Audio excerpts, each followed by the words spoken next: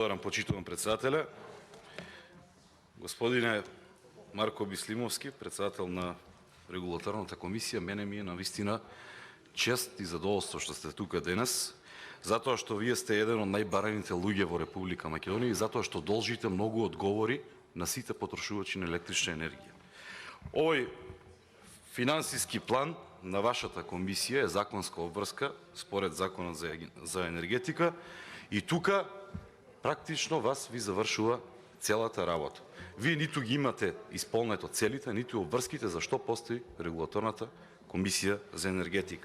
Работите во спротивност од сите закони, затоа што еве се пофаливте дека сте биле многу транспарентни и многу независни. Јас ќе ви кажам дека ниту сте транспарентни, ниту сте независни. Во членот 17 став 3 точка 5 Законот за енергетика јасно е назначено дека функцијата член на регулаторна комисија за енергетика се врши професионално и неспојлива со извршување на друга функција и функција на политичка партија или работно место. А имаме слики дека вие сте сликан на некој собир на СДСМ. Исто така имаме слика и за доктор Атанаско Тунески, исто така Наташа Вејановска, сите членови на СДСМ, Панче Орцев, кој што вика Груевски, бирај телевизија на која сакаш, Куштрим Рамадани, кој што е од ДУИ и кој што е дел од тимот за изработка на програмата за енергетика на ДУИ, Андреј Тасев, советник на СДСМ во 2 мандати во Дојран и така натаму, значи апсолутно никаква професионалност нема и сето тоа е во спротивност со законот.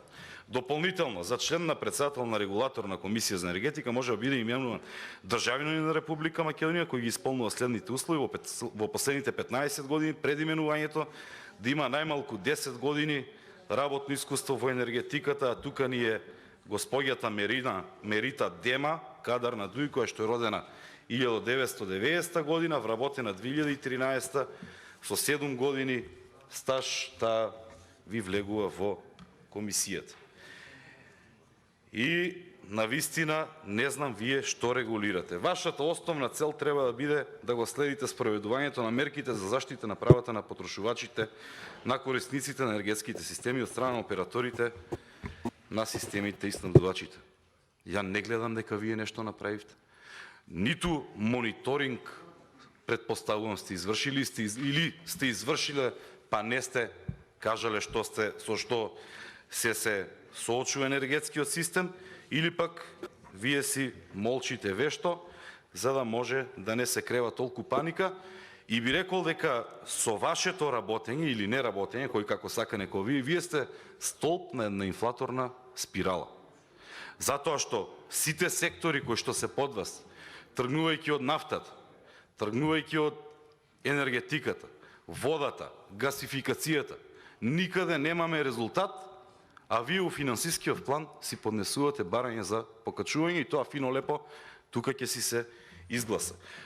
Кога кажавте дека ќе одите во 15 часот на состанок, претпоставувам дека ќе одите да покачите цената на нафтата, затоа што денес е понеделник. Ете така. На здравие. И денес цената е 92,21 долар по барел. Е сега, кога ќе отидете во 15 часот, ако е покачена за овие наредни 2 недели, дајте да направите нешто паметно за после тоа да се намали. А што е тоа паметно? Тоа е нешто што се има направено во 2011 година. Или, сега ќе ви кажам, на 14.4.2011 година се донесе закон за изменување на законот на акцизи. Вие можете да си поднесете тука едно или пак вашата партија СДСМ да поднесе едно барање до нас пратениците, нели, и ние да си го поминеме тој закон, затоа што тогаш на 14.4. пред намалувањето на акцизите за бензинот биле 22,038 денари по литар, меѓутоа со интервенцијата во законот се намалува на 17,877 денари.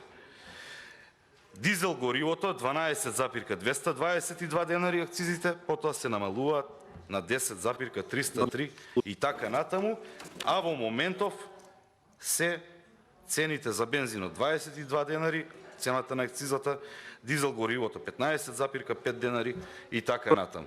Од кога сте вие председател на комисијата, бензинот и нафтените деривати се имаат покачено по повеќе основи и таа цена не ја диктира само цената на нафтата на светската берза, туку и државата тука си има собствен удел.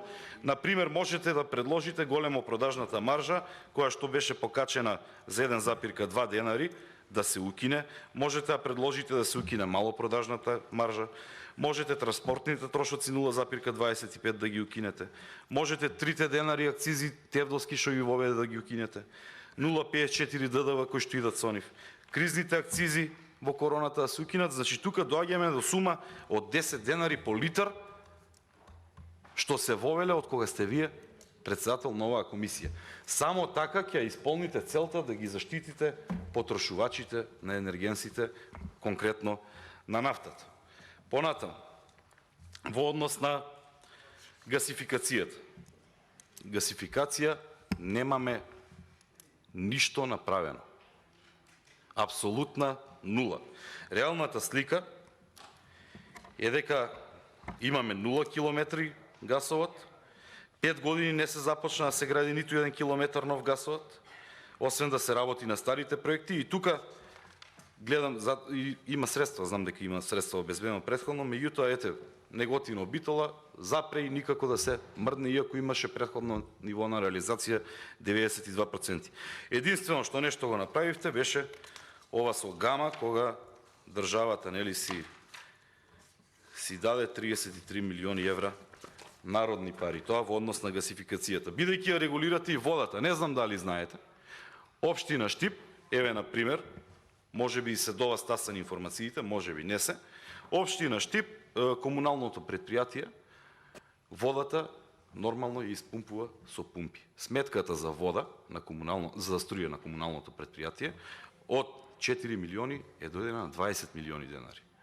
Значи тоа ќе повлече понатаму и покачување можно на водата, или пак предпријатието треба да работи во загуба, па понатаму ние да интервенираме и дај Боже да можеме да интервенираме, меѓутоа не можеме да интервенираме затоа што во месец декември, само во месец декември 60 милиони евра се дадоа за ЕЛЕМ и за МЕПСО и не убедуваат тука на Комисијата за финансирање и буџет дека 90 милиони евра имаме ние фонд за интервенција при било какви затајување на енергетскиот систем. Тие 90 милиони ќе се потрошат многу брзо, ако веќе и не се потрошени, и понатаму треба ние повторно народни пари да ги пуштаме за да се снабдиме со нешто за кое што вие не сте укажале навреме. Не сте укажале, а сте имале обврска. И таа ви е регулирана и во описот на работните места, на работните позиции, затоа што си имате сектори за се што треба. Во делот на енергетиката дури е и срамота да се зборува што се има или пак се нема направено, затоа што гледаме дека се намали производството на собствена електрична енергија, потполно сме зависни од увозот на електрична енергија.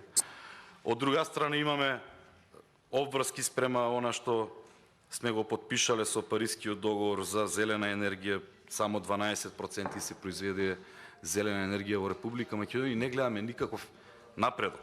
Значи, мислам дека вие треба достојно и достоинствено да си поднесете оставка за да запре оваа голгота и мора еднаш да има одговорност за лошо работење. За ова сум искрен.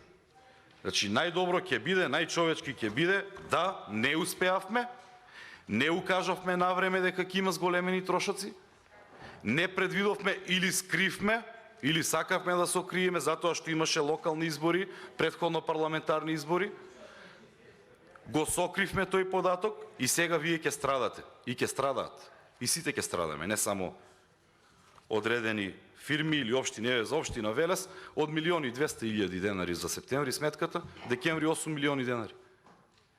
И како сега ќе имаме ние напредок, како овие градоначалници во сите општини во Република Македонија кои што ветиле дека ќе направат нешто, имаат програми за реализација на инфраструктурни проекти, како ќе ги исполнат, кога наместо средствата да ги наменат таму, тие сега ќе треба само да си ја платат струјата и толку. Навистина мислам дека штета имате направено огромно.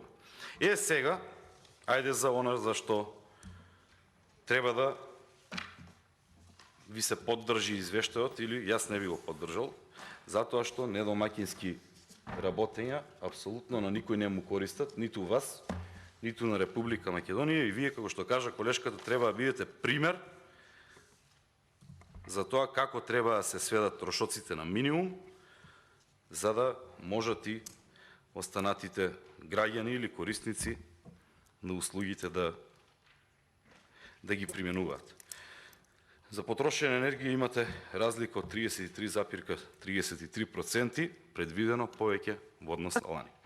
Сега тука треба и да им се каже на граѓаните, и не е само она што вие се радувавте 9,78% покачување, ако ја вкалкулираме тука и одземањето на ефтината тарифа, таа број, апсолутна сума се зголемува на над 20%.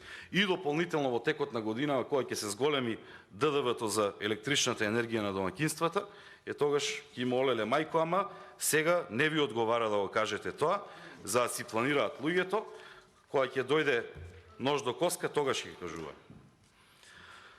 Зголемена потрошувачка на бензин, нафта, нафтени деривати за возила и агрегати 39,53% во однос на 2021 година. Ова не знам зошто е толкаво зголемување, 39,53%, можеби е затоа што вие знаете нешто, а ние не знаеме, или пак можеби и јас го знам тоа што некои не го знаат, а тоа е дека се очекува на светската берза до $120 по барел да дојде нафтата, и ова што ви го кажав, тоа треба да го направите, за и да дојде до 120, ние да немаме ценовен шок, затоа што, пак ќе ви повторам, вие сте столбот на таа инфлаторна спирала. Ако вие не превземете нешто, целиот народ страда. И доколку не можете да превземете, доколку имате притисок од вашата партија, дајте си оставка. Дајте си оставка регуларно, коректно, па некој друг нека и голта кледлите.